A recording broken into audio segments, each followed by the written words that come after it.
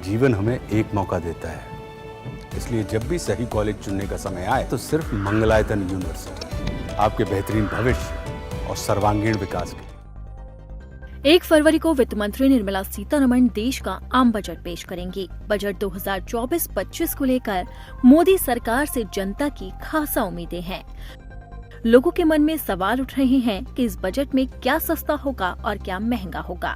अब ये तो वित्त मंत्री निर्मला सीतारमण के ऐलान से ही साफ होगा कि लोगों को इस बार क्या सौगात मिलेगी।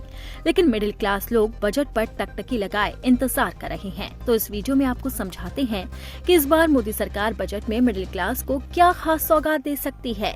खासकर इस बार पेट्रोल और डीजल सस्ता होने की सौगात मिल सकती है। पिछले बजट में एनर्जी इंफ्रास्ट्रक्चर को बेहतर बनाने के लिए सरकार ने पेट्रोलियम और नेचुरल गैस मंत्रालय को 1.19 ट्रिलियन रुपए का बजट आवंटित किया था। हालांकि सरकार ने पेट्रोलियम सब्सिडी में कमी कर दी थी। इस बार ऑयल इंडस्ट्री को उम्मीद है कि एक्साइज ड्यूटी कम होगी। अगर ऐसा होता है तो पेट्रोल और डीजल के दाम कम हो सकते हैं और इससे ट्रांसपोर्ट और लॉजिस्टिक के कॉस्ट में भी कमी आएगी। अगर ऐसा होता है तो इससे आम आदमी की रोजमर्रा की चीजें भी सस्ती हो जाएंगी।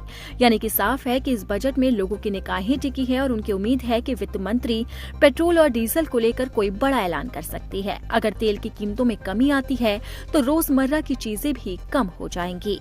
वहीं दूसरी तरफ लोगों का मानना है कि सरकार इस बार इनकम टैक्स में छूट दे सकती है। विशेषज्ञों का मानना है कि 15 से 20 लाख रुपए तक की सालाना आय वाले परिवार के लिए टैक्स दरों में भी कटौती की जा सकती है। मौजूदा व्यवस्था के तहत 10 लाख रुपए से अधिक इनकम टैक्स पर 30% टैक्स लगता है। महंगाई के मौजूदा स्तर को देखते हुए टैक्स कम करना जरूरी हो गया ताकि मिडिल क्लास की आर्थिक स्थिति मजबूत हो सके।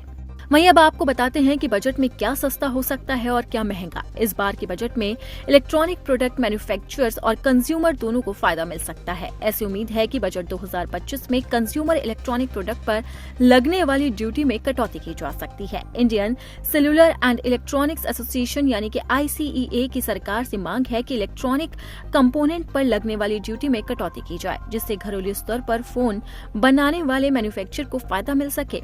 ICEA की ओर से टेलीविजन, कार डिस्प्ले कंपोनेंट पर लगने वाली ड्यूटी में कटौती की मांग की गई है। इसके अलावा एसोसिएशन ने सरकार से घरेलू कंपोनेंट मैन्युफैक्चरर को $4.6 बिलियन की वित्तीय सहायता देने का ऐलान करने की मांग की है।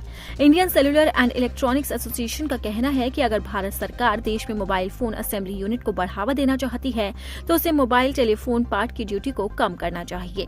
वाजिब है कि अगर ड्यूटी में कटौती होती है तो इसका फायदा कंज्यूमर को मिलेगा, मतलब इलेक्ट्रॉनिक प्रोडक्ट की कीमत भी कम हो सकती है। आपको बता दें कि सरकार ने चालू वित्त वर्ष में विकास दर मात्र 6.4% रहने का अनुमान लगाया है, जो 4 साल में सबसे कम विकास दर है। पिछले 3 सालों से विकास की औसत 8% रही। जानकार चालू वित्त वर्ष में विकास दर कम रहने के लिए मुख्य रूप से पूंजीगत खर्च में कमी के साथ मैन्युफैक्चरिंग के कमजोर प्रदर्शन को जिम्मेदार बता रहे हैं।